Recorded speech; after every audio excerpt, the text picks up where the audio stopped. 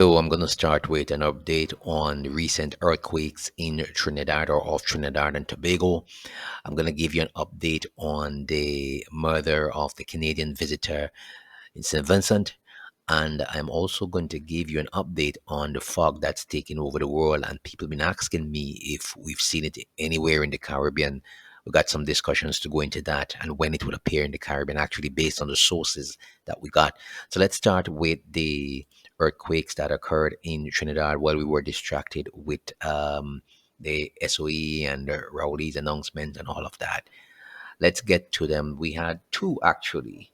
We had I think it was a 3.6 magnitude quake that struck on the 3rd of January, and the location was 11.0, or actually 55 kilometers northwest of Port of Spain, 77 kilometers northwest of Arima, and 95 kilometers northwest of San Fernando, Trinidad. So if you're living in those areas and you're watching this video, guys, let me know if you felt anything at all from that quake. It was a 3.6 on the 3rd of January.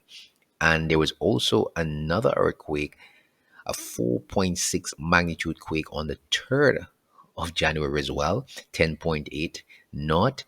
And of course, the UWI is saying that their automatic locations were off. Actually, location has not been processed basically, so they won't be able to give a full disclosure on that.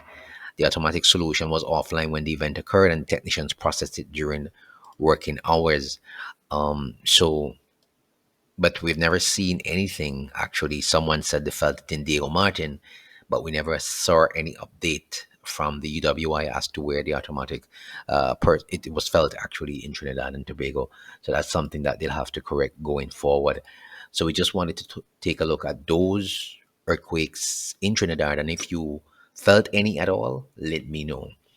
Let's now get to the killing or the murder of this Canadian visitor that came to St. Vincent. The recent update is that Canada is now working with St. Vincent on the murder of this gentleman, and the police are pursuing various leads, including video evidence capturing this gentleman shortly or prior to his untimely end. Also on Friday, the police in St. Vincent issued a statement indicating that a post-mortem examination was conducted and that his death was due to a gunshot wound to the head. Now, he became the last murder of the year 2024, which is 54 for St. Vincent. Now, according to sources that we spoke with, the circumstances surrounding his demise suggest an individual or individuals possessing military or law enforcement training. And that's based on the sources that we spoke to. They're saying, looking at the scene, they saw pictures of the crime scene, they saw his body, and they're saying, based on what they saw, that his demise basically is either by an individual or individuals possessing military or law enforcement training. So that's something that is just crazy. Additional sources have informed us that the voice note that was circulating on social media, where there was an argument between two individuals and the name of Glenn, and his name is Glenn Roy, was mentioned, was not a recent voice note, but one that went back to last year, July.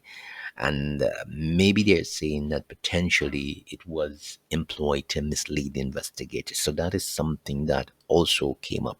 So meanwhile, Global Affairs Canada said it was aware of the death of Glenroy Fraser, and said they're working with the local authorities, but they said no further information would be released. But that is to respect the privacy of all involved. And also, remember, we told you that the jewelry that was worn by Fraser was being offered on the Facebook Marketplace. That is also being investigated still. All right, so that is the update on Fraser. Now let's get into this fog that is just causing a lot of headaches worldwide. Somebody from Trinidad said, I live in the Republic of Trinidad and Tobago. This evening I saw an airplane, which was Saturday evening, talking about letting out some kind of foam in the sky. I think it's either chemtrails or cloud seeding. It was flying above the cloud, but I still managed to see it. We asked them if they got photos, and they said no. Unfortunately, device power was too low for camera to work. I was at a friend's house in Vancouver. The plane looked as though it was a rocket at first glance, just climbing altitude. Then it leveled out above the clouds. And then they said, trust me, the flight pattern was unusual. It flew from north to south when the road it is busy with traffic because people were picking up their kids from school. And then they said, saw it with my own eyes. I went outside to smoke cigarettes. That's how I noticed the plane was spraying a thick foam. There were streaks in the sky for a while. Then it just dissolved into the air and said the foam was coming from the left wing of the aircraft. So that's something. And someone also mentioned that they saw it in Antigua on Thursday. There were these are not clouds in the sky. It was over at the Pigot's Plain Fields that someone in Antigua was reporting that to us as well.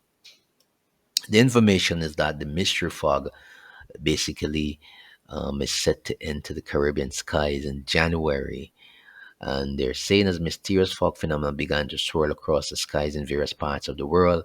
A particular ominous forecast has emerged concerning the Caribbean. The fog, which is reported to have strange chemical-like scent, is making waves due to its coincidental rise alongside a surge of an unexplained aerial phenomena, including UAP or unidentified aerial phenomena and drone activity. The fog, now noted to have appeared in regions across the US, Canada, and Europe, is being labeled by some as a particle fog or chemical fog due to its odd texture and the way it sticks to objects and people. So that's some information. What makes this fog even more interesting is the timeline. This is Caribbean is expected to face a thickening of this strange mist around January 2025, potentially in conjunction with an incoming polar vortex from north. A forecast by climate experts hint that a significant weather shift will impact much of North America, with cold fronts and unusual weather patterns setting up a prime condition for fog development.